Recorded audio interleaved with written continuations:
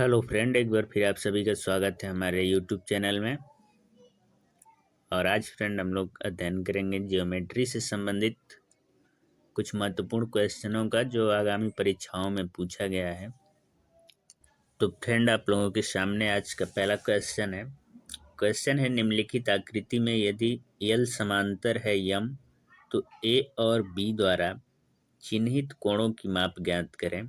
जैसा कि आप चित्र में देख रहे हैं, हमको ए और बी का जो है कि मान निकालना है। तो इस क्वेश्चन को सॉल्व करने से पहले हम दो कॉन्सेप्ट आपको बता देते हैं जो कि आगे बहुत ही यूज होने वाला है। जैसे कि ये एक त्रिभुज है और त्रिभुज के तीनों कोणों का योग, त्रिभुज के तीनों कोणों का योग फ्रेंड 180 अंश के बराबर होता है। जैसे कि यहाँ पे एक कोण अल्फा, दूसरा बीटा और तीसरा गामा है, तो हम इन तीनों को अगर जोड़ेंगे, कोण अल्फा प्लस कोण बीटा प्लस कोण गामा, तो वो हो जाएगा हमारा 180 अंश के बराबर। तो ये त्रिभुज का एक बहुत ही महत्वपूर्ण प्रॉपर्टीज है जिसे याद रखना जरूरी है। और अगला जो कॉन्सेप्ट है, जैसे कि ये एक त्रिभुज हो गया हमारा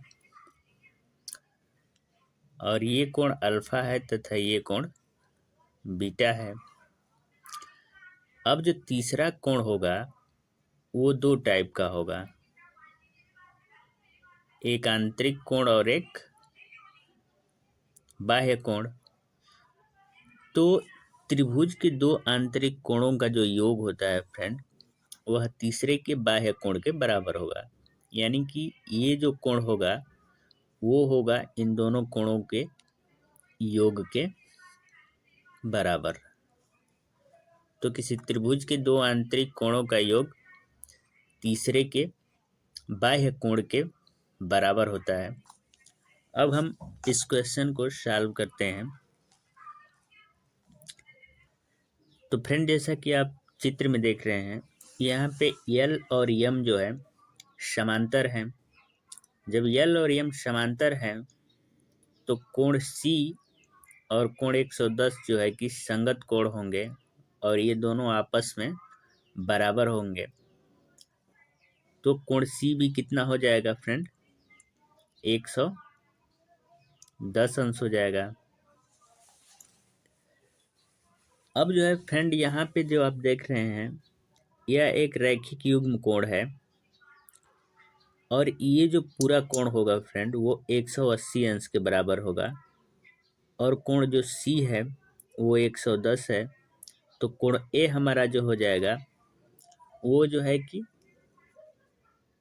हम घटा लेंगे 180 में से 110, तो बच जाएगा 70।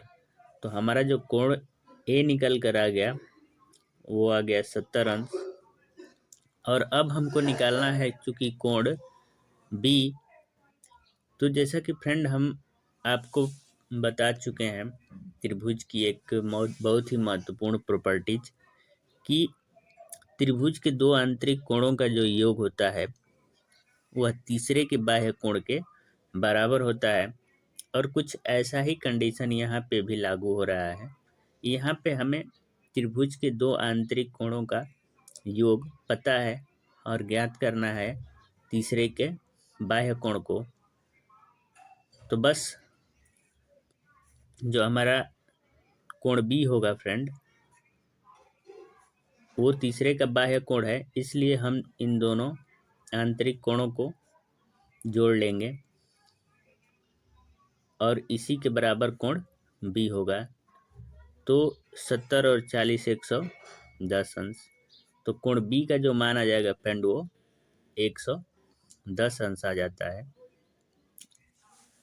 अगर हम इसको दूसरे तरीके से लगाना चाहें तो उस तरीके से भी लगा सकते हैं। जैसे कि हम जानते हैं कि त्रिभुज के तीनों कोणों का योग जो है 180 अंश होता है। तो मान लेते हैं कि ये कोण जो है हमारा x है और त्रिभुज के तीनों आंतरिक कोणों का जो योग होता है फ्रेंड वो 180 के बराबर होता है। तो हमारा 70 और 40 और plus x, 70 plus 40 plus x जो बराबर होगा 180 अंश के। तो 70 40 हो जाएगा 110 और प्लस x बराबर 180 अंश। इसलिए x बराबर हो जाएगा 180 माइनस 110 यानी कि 70 आ गया। तो ये कोण जो है हमारा 70 अंश आ गया। और निकालना है कोण B।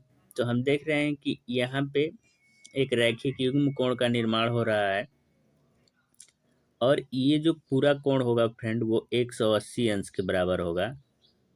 ये पूरा कोण 180 के बराबर होगा और हमें कोण x जो है वो पता है 70 और निकालना है हमको ये कोण B। तो हम 180 में से 70 माइनस कर लेंगे तो हमारा कोण B निकल करके आ जाता है फ्रेंड 110 डिग्री। तो आप इस तरह से भी लगा सकते हैं, आपको जो भी अच्छा लगे तरीका आप उससे सॉल्व कर सकते हैं। अब बढ़ते हैं हम अपने अगले क्वेश्चन की तरफ। अगला क्वेश्चन है फ्रेंड, दिए गए चित्र में x का मान ज्ञात कीजिए। तो हमारा अगला क्वेश्चन है फ्रेंड, दिए गए चित्र में x का मान ज्ञात कीजिए।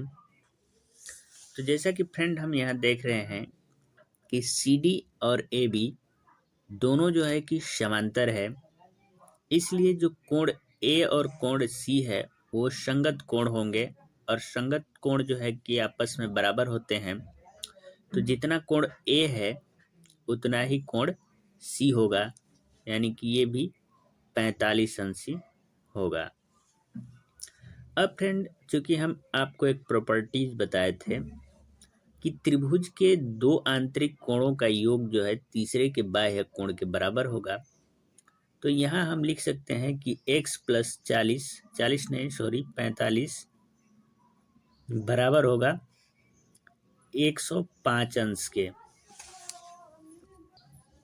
तो x का जो वैल्यू निकल कर आया गया फ्रेंड वो 105 और माइनस 45 यानी कि 10 में से 4 जाएगा। तो हमारा जो मान आ गया फ्रेंड वो 60 अंश आ गया और यही जो है हमारा x का वैल्यू है। तो उम्मीद करते हैं आपको ये क्वेश्चन समझ आया होगा। आपका